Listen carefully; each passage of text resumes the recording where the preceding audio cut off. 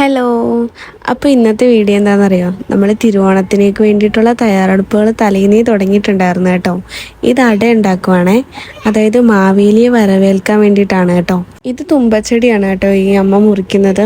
ഒരു പ്രത്യേക ചടങ്ങ് കേട്ടോ. ഞാനിത് ആദ്യമായിട്ടല്ല, ഇതിപ്പോൾ രണ്ടാമത്തെ തവണയാണ് കാണുന്നത്. ഇവിടെ വന്നിട്ട് എൻ്റെ രണ്ടാമത്തെ ഓണമാണ്. അപ്പോൾ ഇത് എനിക്ക് ആദ്യം കേട്ടപ്പോൾ ഭയങ്കര ആശ്ചര്യമായിരുന്നു, ഇത് എന്തുവായി കാണിക്കുന്നതെന്നൊക്കെ.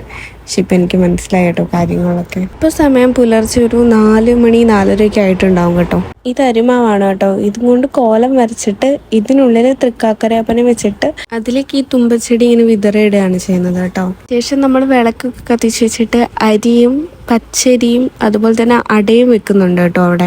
ഇതാണ് ഓണം കൊള്ളുക എന്നതുകൊണ്ട് ഉദ്ദേശിക്കുന്നത്. എല്ലാ സ്ഥലത്തും ഇങ്ങനെയുള്ള ആചാരങ്ങളൊന്നും ഇല്ല, എന്നാലും ചിലയിടത്ത് ഇപ്പോഴും ഇങ്ങനത്തുള്ള ആചാരങ്ങൾ നിലനിൽക്കുന്നുണ്ട്. ഞങ്ങളുടെ സ്ഥലത്തൊന്നും ഇങ്ങനത്തുള്ള സംഭവങ്ങളൊന്നും ഇല്ല കേട്ടോ. ഞാനിതിപ്പം നേരത്തെ പറഞ്ഞില്ലേ, ഇപ്പോഴാർക്കാണ് ഇതൊക്കെ കണ്ടു തുടങ്ങിയത്. അപ്പോൾ ഇന്നത്തെ വീഡിയോ ഇത്രയുള്ളേ. അപ്പോൾ അടുത്ത വീഡിയോ കാണാം. ടാറ്റാ.